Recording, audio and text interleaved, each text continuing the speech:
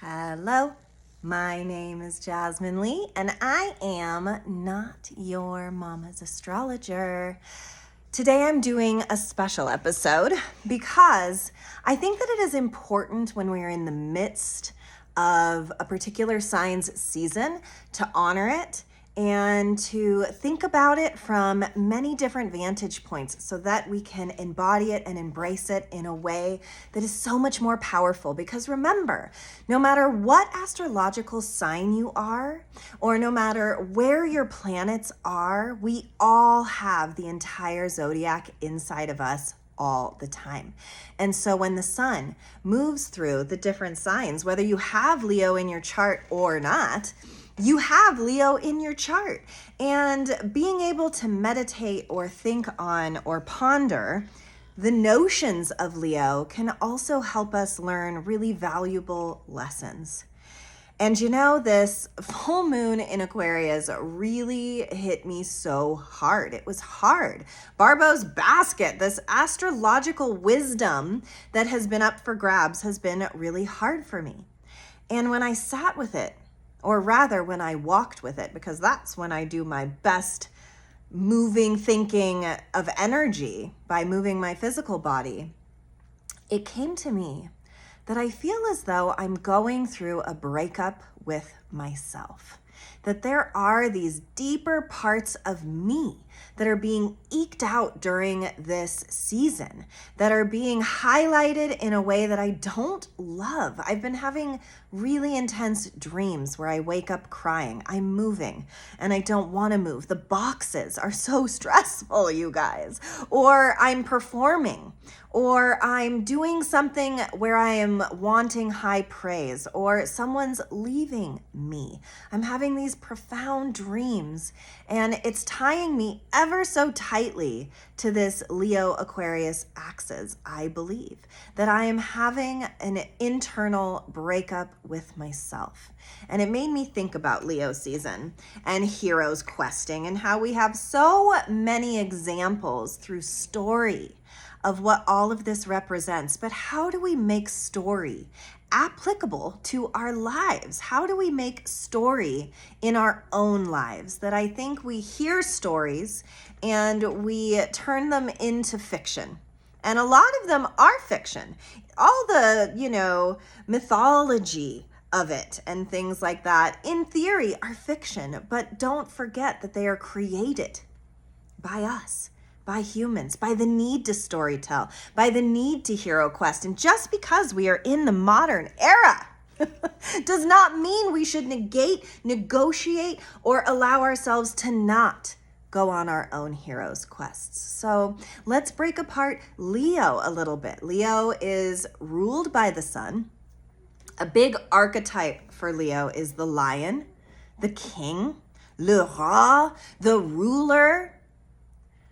But there are many, many versions of Leo in history and in mythology and in statues. There are many lions who are flanking goddesses, who are protecting the goddess. Inanna's throne, who goes into the underworld, her throne has lions there. And so there is this deep dance between the masculine and the feminine. When it comes to the lion embodiment, that the lioness is the one that protects her cubs from the lion, who will in fact eat their cubs if they are hungry.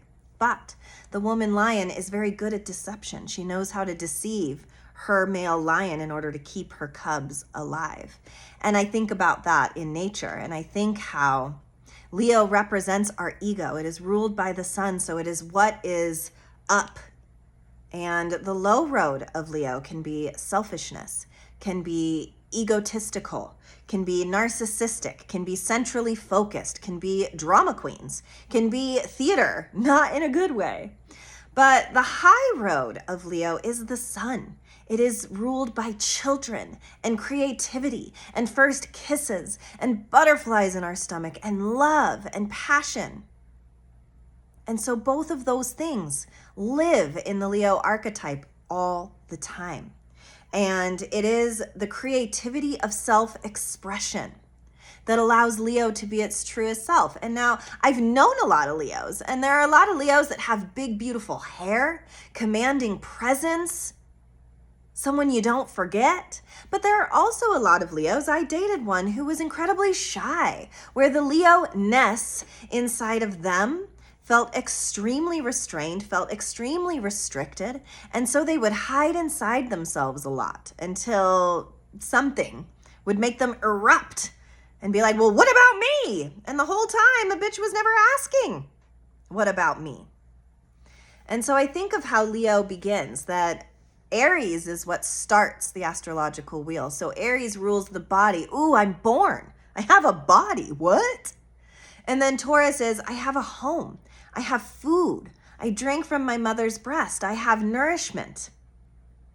And then the third, and then we go into Gemini, and Gemini has thoughts, and we can babble, and we can communicate. And then we go into Cancer, and Cancer is our home, our mother, our family, our ancestral wisdom, the people around us. And then a bitch gets to Leo, and Leo is, oh, I am different from you. I'm different from mom. What I do is separate. And that is where Leo's story begins. What I do is separate from you. This is me.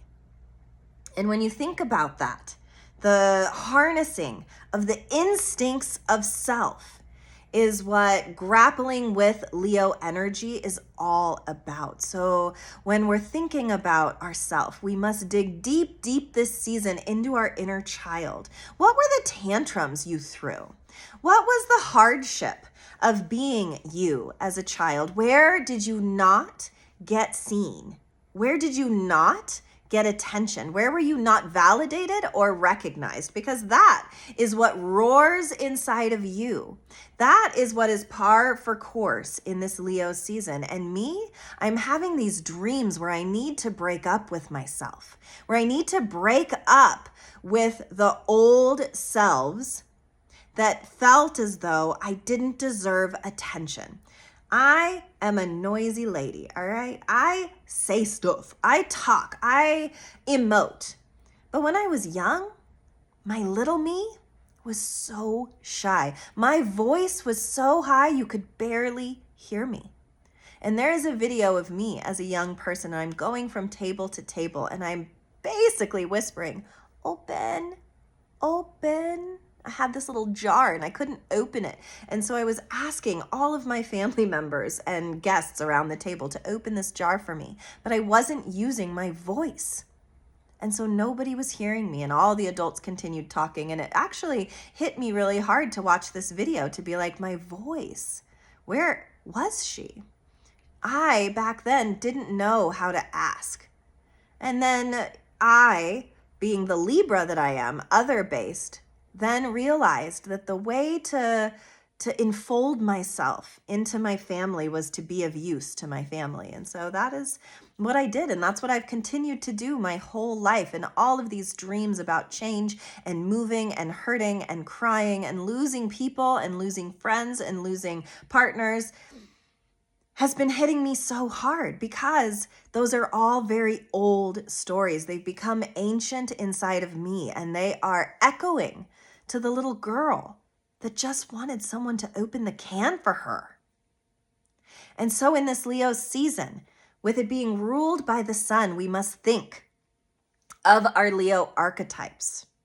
Anciently, it was Hercules. Hercules went and fought the lion, and every arrow he shot bounced right off the lion. It wasn't until he fought the lion with his bare hands, with his own ness, with his own self, his own heart, his own bravery. It is, in fact, the idea of facing one's self, not with weapons, not with facts, but with core, with feeling, with body. And once he defeated the lion, he tried to skin the lion, and he couldn't with regular knives. So he had to use, you guys, the lion's teeth to skin the lion, to wear the lion. And in that way, the lion's head covered his head and made him a god. And isn't that what we're all doing? We're all wearing these lion heads, this godly version of us, this self-proclamation of here is what I am giving to the world. Here is what I am saying I am. Here's the lion that I am wearing. But don't forget that there is a lioness underneath that says you too can be soft to be brave. You can trust. Because what Leo season guides us towards is that it is when we harness our instincts that we truly live.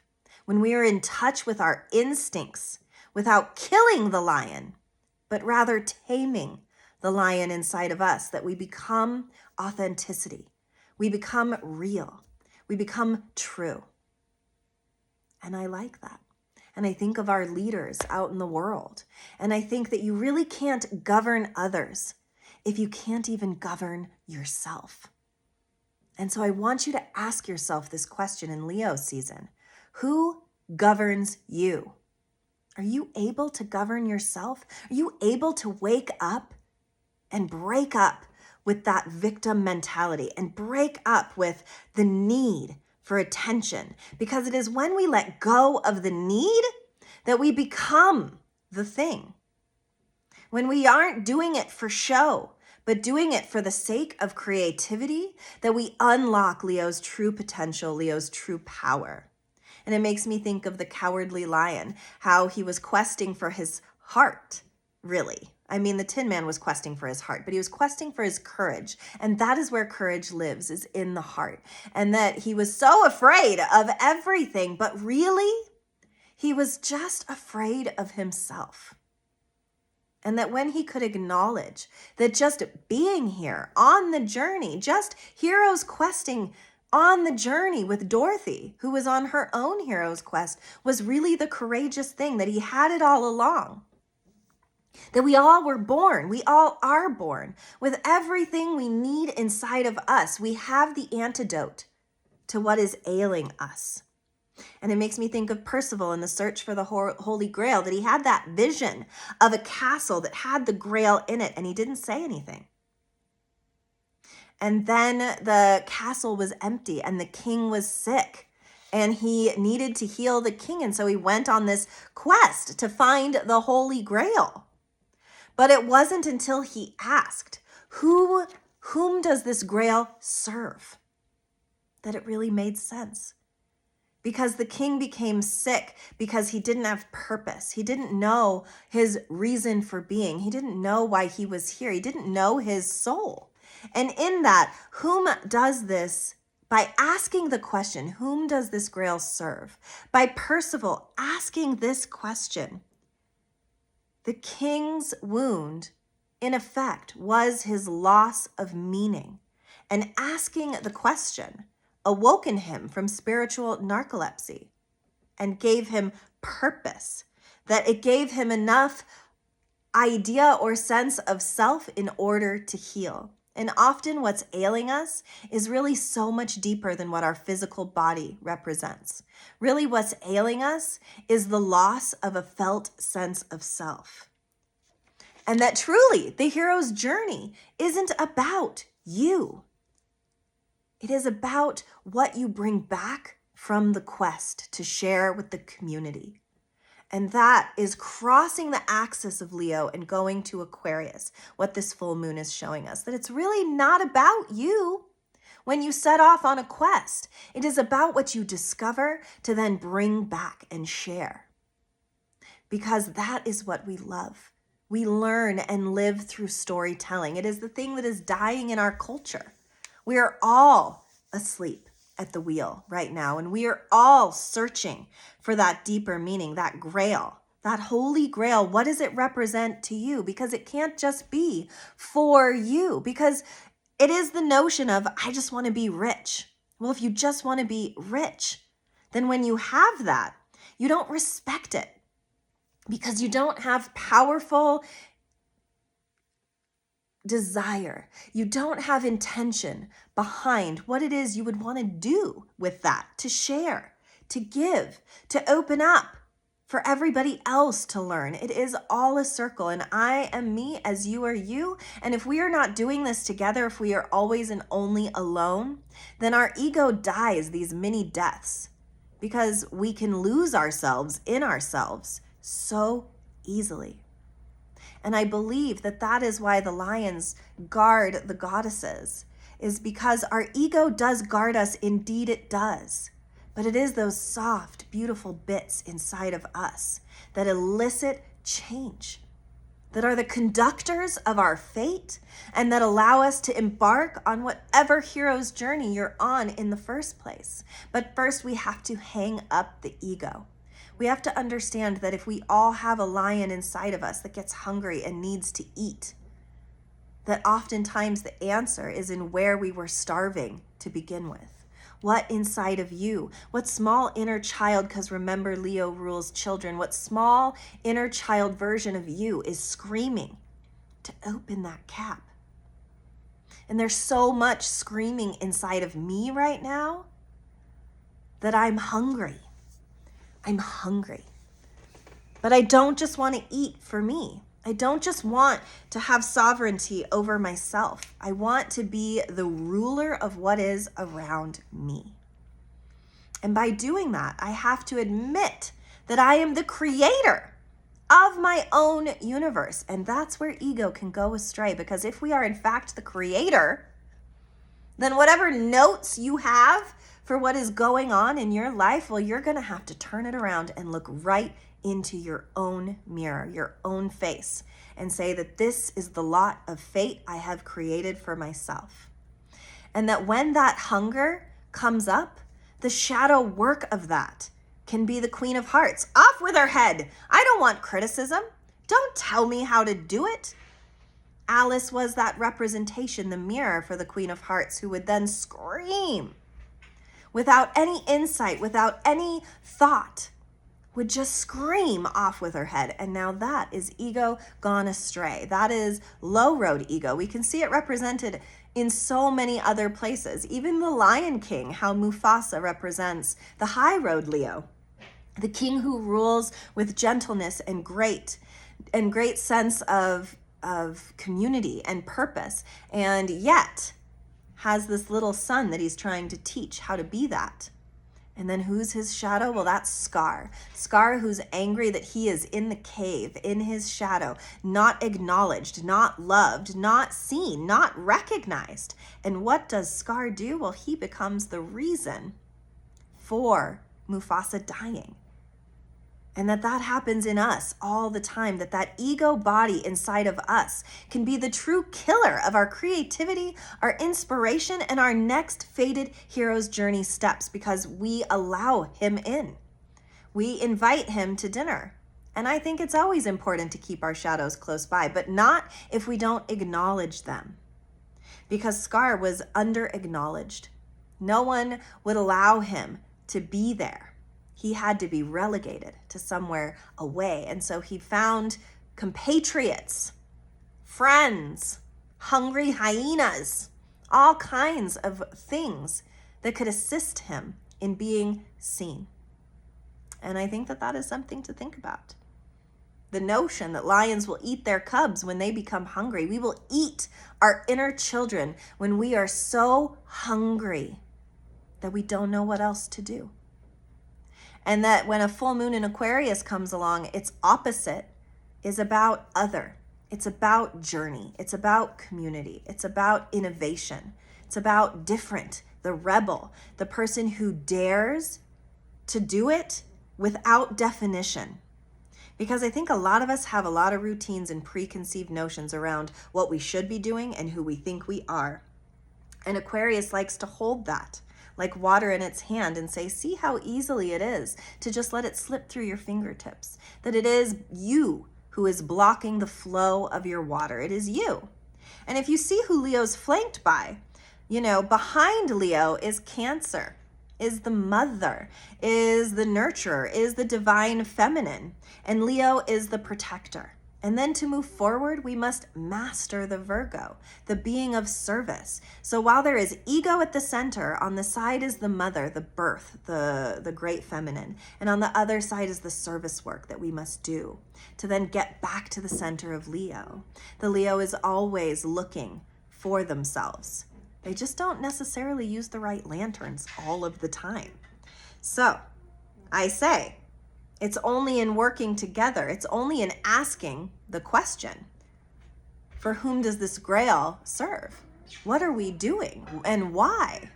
That really the hero's journey doesn't become about us anymore, but it becomes about evolution. And if we don't evolve, we don't grow. And if we don't grow, we shrink and shrivel. And while we're doing that, we are so hungry. So ask yourself what need isn't being met, what hunger inside of you isn't being validated, because that's when the shadow work of Leo comes up.